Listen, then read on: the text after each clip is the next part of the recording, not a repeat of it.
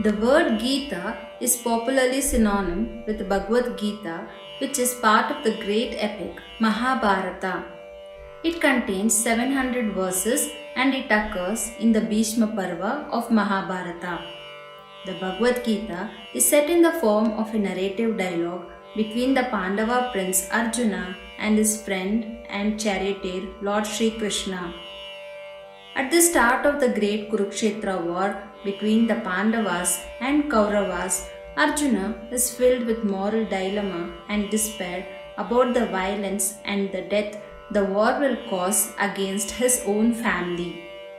He thinks to renounce the war and seeks Krishna's counsel, whose answers and discourse constitute the Bhagavad Gita. In this video, we will explore the concept of the Gita.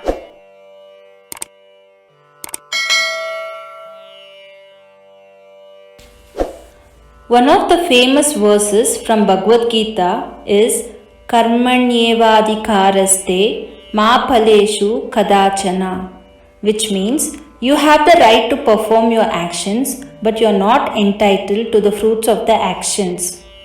Thus, the Gita upholds the duty and responsibilities towards following dharma and the path of yoga.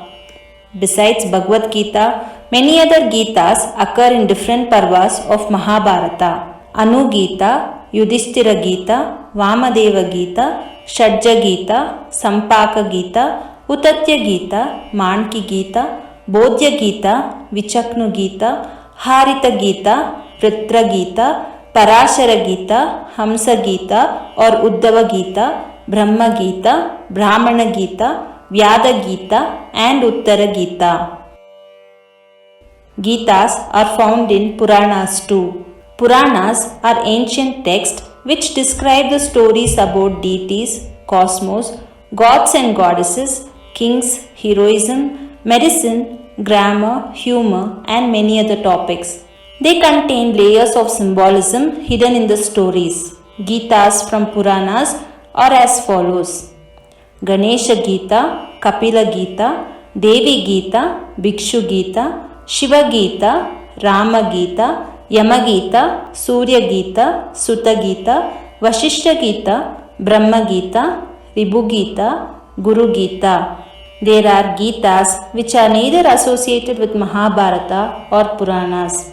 Example: Ashtavakra Gita, Avaduta Gita, Pandava Gita and Narada Gita. Overall, there are 64 Gitas in the ancient works of literature of Indian philosophy. So why do we have so many Gitas? Gitas means that can be sung or chanted. It can be thought of a text in a musical format. Gitas were intended to be read as frequently as possible or even memorized and chanted on suitable occasions. Gitas are mostly delivered in the form of a dialogue between a guru and a shishya. Through the enquiries of shishya, guru imparts the wisdom on the nature of life and the methods of self-realization. The Gitas serve a well-defined purpose of singing and guide in the path of spirituality or moksha. Few examples are: after the Kurukshetra war, Yudhishthira takes over as the emperor of Kuru dynasty and establishes his reign. In the Ashwamedha Parva, Krishna again enlightens Arjuna on the nature of existence through Anu Gita, which means continuation. The chapters are recited because Arjuna tells Krishna that he is unable to recollect the wisdom of Bhagavad Gita and would like to listen to Krishna again. Another important Gita is Yudhishthira Gita. It is based on the conversation between Yudhishthira and Yaksha. This Gita teaches the basics of ethics and forms the bedrock of virtues of life. The Krida Kanda of Ganesha Purana constitute the Ganesha Gita, which contains the topics of Dhyana Yoga, Bhakti Yoga and Karma Yoga.